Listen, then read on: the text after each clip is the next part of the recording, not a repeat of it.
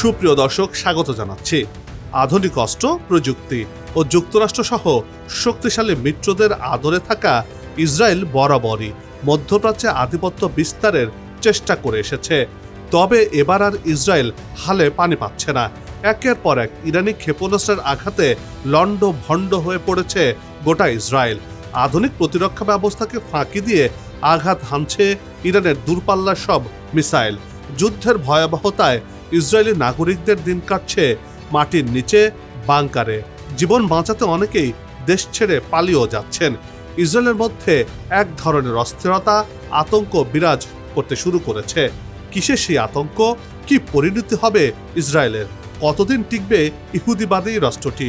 ইতিহাস ঘেঁটে এসব প্রশ্নের উত্তর নিয়ে সাজিয়েছি এবারের বিশেষ প্রতিবেদন।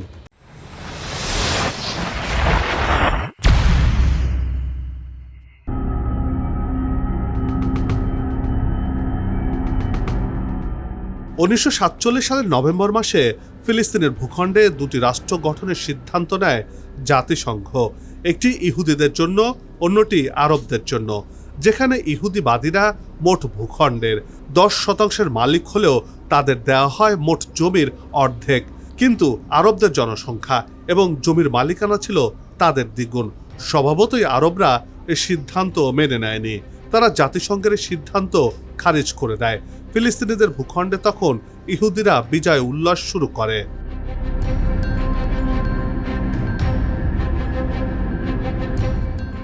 উনিশশো 1948 সালের 14 মে ফিলিস্তিন ছেড়ে চলে যায় ব্রিটেন।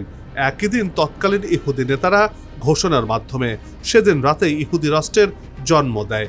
একইভাবে আরবদের হটিয়ে সে রাতের প্রতিষ্ঠা লাভ করে ইসরায়েল নামের একটি রাষ্ট্র।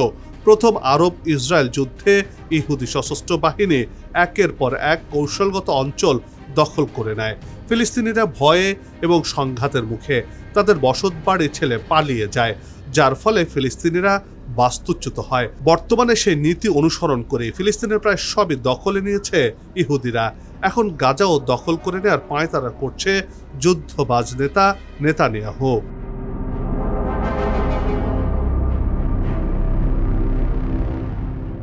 একটি বিষয় খুবই গুরুত্বপূর্ণ। ইহুদি রাষ্ট্র ইসরায়েলের জন্মের পর থেকে তাবড় দুনিয়ার সব পরাশক্তি দেশগুলোর সাথে সুসম্পর্ক গড়ে তুলেছে ইসরায়েল। বিশেষ করে মার্কিন যুক্তরাষ্ট্রের মদদে ফুলে ফেঁপে উঠেছে ইসরায়েল, যার ফলে সামরিক, রাজনৈতিক এবং অর্থনৈতিক দিক থেকে অতি দ্রুত উন্নতি লাভ করেছে এই ইসরায়েল। ধীরে ধীরে তারা সুপার পাওয়ার হিসেবে আবির্ভূত হয়েছে। তারপরও ইসরায়েলের মধ্যে অস্থিরতা যেন কাটছেই না। নতুন করে গুঞ্জন উঠেছে, এবার কি ইসরায়েল রাষ্ট্র ভেঙে যাচ্ছে বা ধ্বংস হচ্ছে? দর্শক, এবার চলুন এর বিশ্লেষণ জেনে নেই।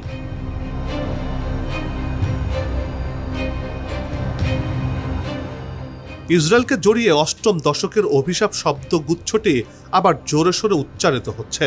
ইংরেজিতে এই টার্মটিকে বলা হয় কার্স অফ 8 ডেকেড, আরবিতে বলা হয় লানাতুল আকদিস সামিন। অষ্টম দশকের অভিশাপ টার্মটির জন্ম হয়েছে ইহুদিদের অতি গুরুত্বপূর্ণ ধর্মীয় ন্যায়শাস্ত্র তালমুদের একটি ভবিষ্যৎবাণী থেকে। দর্শক, আপনাদের সুবিধার জন্য বলে রাখছি, তালমুদ ইহুদি সম্প্রদায়ের ধর্মগ্রন্থ তাওরাত নয়। এটি তাওরাতের আলোকে ইহুদি পণ্ডিতদের রচিত নীতি ও আইনশাস্ত্র, যা ইহুদিদের প্রাত্যহিক জীবনের করণীয়, পালনীয়, পরিত্যাজ্য বিষয়গুলোকে বাতলে দেয়।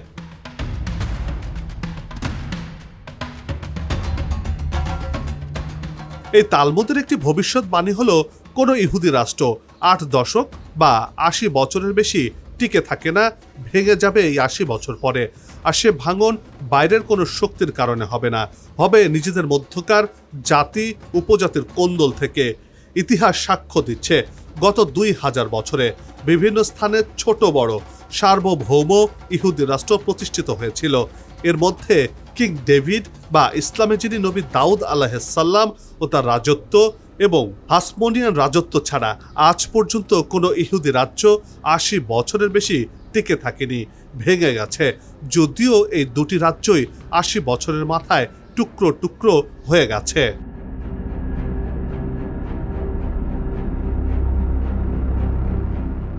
আজকের আধুনিক এই ইহুদি রাষ্ট্র অর্থাৎ ইসরায়েলের জন্ম হয়েছিল 1948 সালের 14 মে।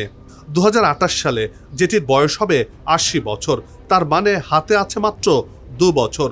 তালমুদের ভবিষ্যৎবাণী সত্য হলে আর 2 থেকে 3 বছরের মধ্যে ইসরায়েল রাষ্ট্রটি ভেঙে যাওয়ার কথা রয়েছে। ইসরায়েলিদের অনেকের মনে ভয়, তাহলে কি সত্যি সেটাই ঘটতে যাচ্ছে? অর্থাৎ তালমুদের ভবিষ্যৎবাণী সত্য হতে যাচ্ছে, ভেঙে যাচ্ছে ইসরায়েল বা ইহুদি রাষ্ট্র? ধ্বংসের মুখে ইহুদিরা, সেই প্রশ্ন এখন ইসরায়েলিদের মুখে মুখে।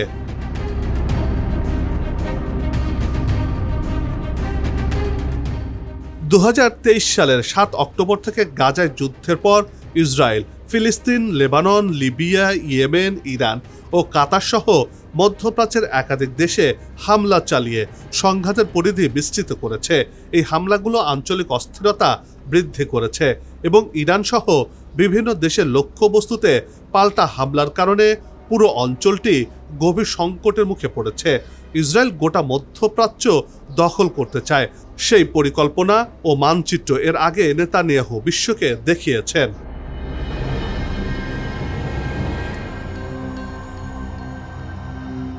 সম্প্রতি ইসরায়েলের নিযুক্ত মার্কিন রাষ্ট্রদূত মাইক হাকাবি বলেছেন, ইসরায়েল যদি মধ্যপ্রাচ্যের বিস্তৃত এলাকা দখল করে নেয় তাহলে ভালো হবে। কারণ হিসেবে তিনি সামনে এনেছেন বাইবেলকে। তার দাবি, এই ধর্মগ্রন্থে প্রতিশ্রুতি ভূমির কথা বলা হয়েছে। আর প্রতিশ্রুতি ভূমি বলতে নীল নদ থেকে ইউফ্রেটিস বা ফোরাত নদী পর্যন্ত প্রায় সমগ্র এলাকাকে নির্দেশ করা হয়েছে, যার মধ্যে আধুনিক Iraq, Syria, Jordan, Lebanon, Saudi আরবের কিছু অংশ অন্তর্ভুক্ত।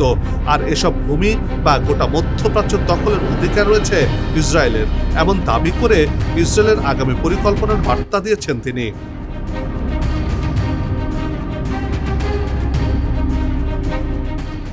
এরপরই গেল 28 ফেব্রুয়ারি ইসরায়েল ও যুক্তরাষ্ট্র ইরানের ওপর হামলা শুরু করে। সেই হামলার পাল্টা জবাব দিতে অবশ্য একটুকু দেরি করেনি ইরান। একসাথে মধ্যপ্রাচ্যে মার্কিন যুক্তরাষ্ট্রের ঘাঁটি থেকে শুরু করে ইসরায়েলের মাটিতে মুহুর্মুহু হামলা চালিয়ে যাচ্ছে ইরান। আকাশের দিকে তাকালে দেখা যাচ্ছে আগুনের সব বড় বড় গোলা। এমন চিত্র কোনো আতশবাজির নয়, বরং ইরান থেকে ধেয়ে আসা একের পর এক বিধ্বংসী ব্যালিস্টিক মিসাইলের আগুনের ঝড়, যা একেবারে ধ্বংস করে ফেলেছে ইসরায়েলের সাজানো গোছানো শহর বন্দরকে।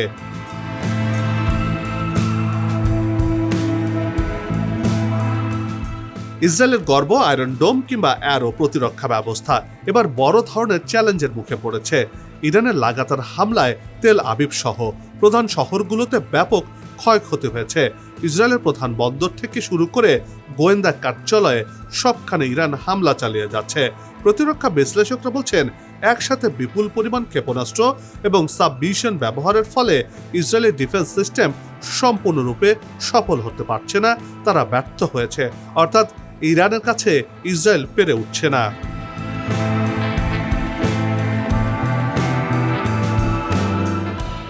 এখন আর ইসরায়েলের আকাশ নিরাপত্তা ব্যবস্থা কাজ করছে না, যার কারণে ইসরায়েলের ইহুদিরা নিরাপত্তাহীনতায় ভুগছেন। যুদ্ধের দামামায় জনশূন্য হয়ে পড়েছে রাজপথ। সাইরেনের শব্দে জীবন থমকে গেছে।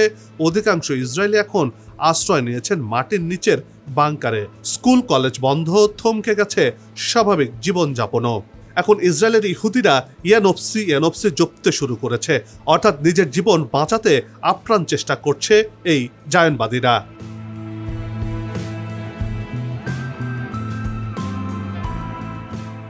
সব মিলিয়ে ইসরায়েলি ভূখণ্ডেও নিরাপত্তা হুমকির মাত্রা বেড়ে গেছে। সেটি আঁচ করতে পেরে নিজেদের জীবন হাতে নিয়ে দেশ ছেড়ে পালিয়ে যাওয়ার হিড়িক পড়ে গেছে ইসরায়েল জুড়ে। দ্বৈত নাগরিকত্বধারীরা ইসরায়েলে নিজেদের ভবিষ্যৎ অনিশ্চিত মনে করেছেন। যারা সামর্থ্যবান তাদের অনেকেই নিরাপত্তার খোঁজে দেশ ছেড়ে চলে যাচ্ছেন, অনেকেই আবার দেশ ছাড়ার চেষ্টাও করছেন।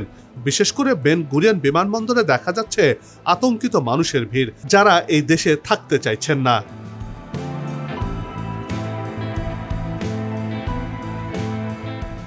প্রায় 8 দশক আগে যেভাবে সমুদ্রপথে এসেছিল, আজ ঠিক সে পথেই পালাচ্ছে ইসরায়েলিরা। তেল আবিব, হাইফা, আশত সহ বড় বড় শহরগুলো ইরানি মিসাইলের আঘাতে ধ্বংসস্তূপে পরিণত হয়েছে। আর ইরানের সাথে যুদ্ধের মেয়াদ যদি বেড়ে যায় তাহলে আর আস্ত থাকবে না ইসরায়েল। কারণ এরই মধ্যে ইসরায়েলের প্রধানমন্ত্রীর বাসভবনেও হামলা চালিয়ে তা ধ্বংস করে দিয়েছে ইরান। কোনোভাবে ইরানকে ঠেকাতে পারছে না ইসরায়েলের প্রতিরক্ষা ব্যবস্থা।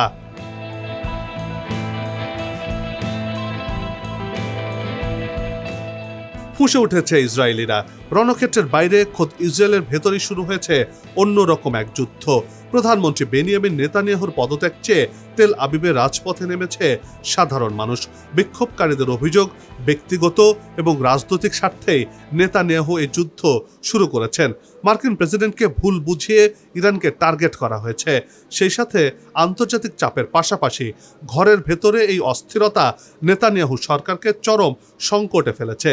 একদিকে ইরানের পাল্টা আক্রমণ, অন্যদিকে নিজেদের দেশের নাগরিকদের অনাস্থা, সব মিলিয়ে এক কঠিন সময়ের মধ্য দিয়ে যাচ্ছে ইসরায়েল।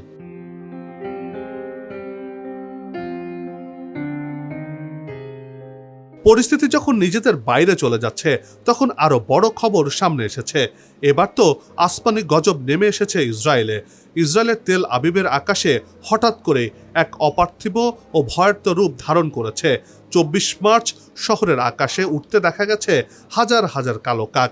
বিশাল এই পাখির ঝাঁক যখন দিগন্ত জোড়া আকাশ ঢেকে দিচ্ছিল, তখন মনে হচ্ছিল যেন কোনো এক অদৃশ্য কালো চাদরে ঢেকে যাচ্ছে পুরো তেল আবিব। বিশেষ করে বিখ্যাত আজরিয়েলি টাওয়ারের মতো সুউচ্চ ভবনগুলোর ওপর দিয়ে যখন এই পাখির দল অন্তহীন চক্রাকারে উঠছিল, তখন সেই দৃশ্য দেখে আঁতকে ওঠেন স্থানীয় বাসিন্দারা।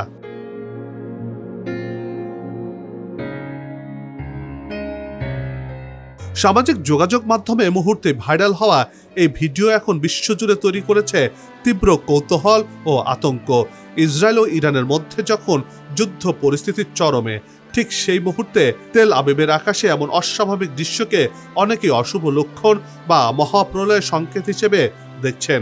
নেটিজনদের একাংশ মনে করছেন এটি কোনো আসন্ন বড় বিপর্যয়েরই ইঙ্গিত। তারা বলছেন, ইতিহাস বলে বড় কোনো বিপর্যয়ের ঠিক আগেই প্রকৃতি এভাবে সংকেত দিয়ে থাকে।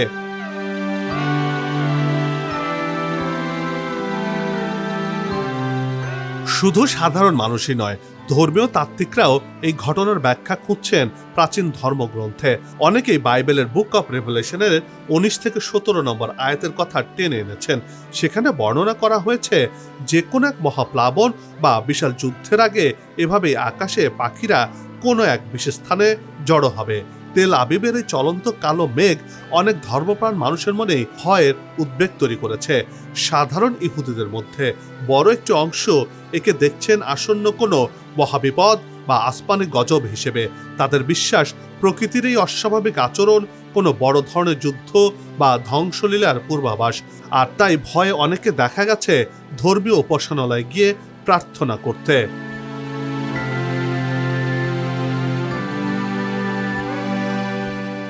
যেহেতু ইসরায়েলের ইহুদি সম্প্রদায়ের মানুষেরা তাদের ধর্মগ্রন্থ তাওরাতে বিশ্বাসী, সেই সাথে তালমুদের আদেশ নিষেধ মেনে চলেন, সে কারণে ইসরায়েলের বাসিন্দাদের একটি বিরাট অংশ 8ম দশকের অভিশাপ নিয়ে নিজেদের মধ্যে সিরিয়াস আলাপ আলোচনা শুরুও করে দিয়েছেন।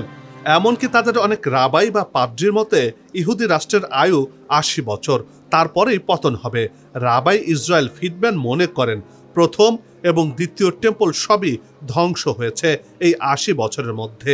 এবারও তাই হবে, অর্থাৎ ইসরায়েল দেশটি মাত্র আর 2 বছর টিকে রয়েছে, যার হায়াত 80 বছরের বেশি নয়।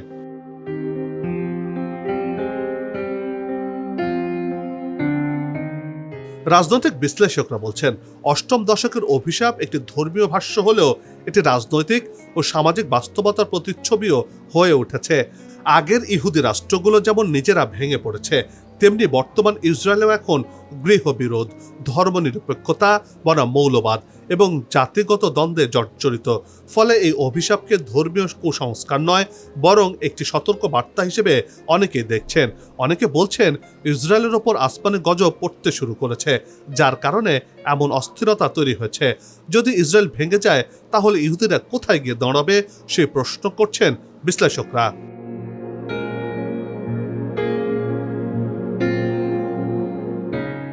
বিশেষ করে গাজা ইস্যুতে আন্তর্জাতিকভাবে ইসরায়েল কোণঠাসা, ইরানের সাথে যুদ্ধে জড়িয়ে অর্থনৈতিক ক্ষতির মুখে পড়ে যাওয়া, এসবের জন্য মিস্টার নেতানিয়াহুকে দায়ী করছেন ইহুদিরা। বর্তমানে সার্বিক পরিস্থিতি বিবেচনায় নিয়ে অনেক ইসরায়েলি স্বীকার করছেন যে ইহুদিবাদী রাষ্ট্রটি হয়তো আর বেশি দিন টিকে থাকবে না। তারা ধরেই নিয়েছেন ইসরায়েলের হায়াত আর মাত্র 2 থেকে 3 বছর। তাই ইহুদিদের আত্মবিশ্বাস ভেঙে পড়েছে। যে যেভাবে পারছে পালিয়ে নিজের জীবন বাঁচাতে চাচ্ছে। এখন প্রশ্ন উঠছে, এটা কি শুধুই যুদ্ধের ভয়, নাকি সত্যি বাস্তব হয়ে উঠেছে সেই পুরাতন ধর্মীয় ভবিষ্যৎবাণী? ধর্ম, ইতিহাস আর বাস্তবতা মিলিয়ে আজ এক দোদুল্যমান ভবিষ্যতের মুখোমুখি এই ইহুদি জাতি।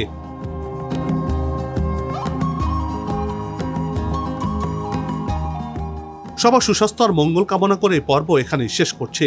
আন্তর্জাতিক অঙ্গনের সর্বশেষ বিশ্লেষণমূলক তথ্য জানতে আমাদের সাথেই থাকুন। নিজে ভালো থাকুন, দেশকে ভালো রাখুন। ধন্যবাদ।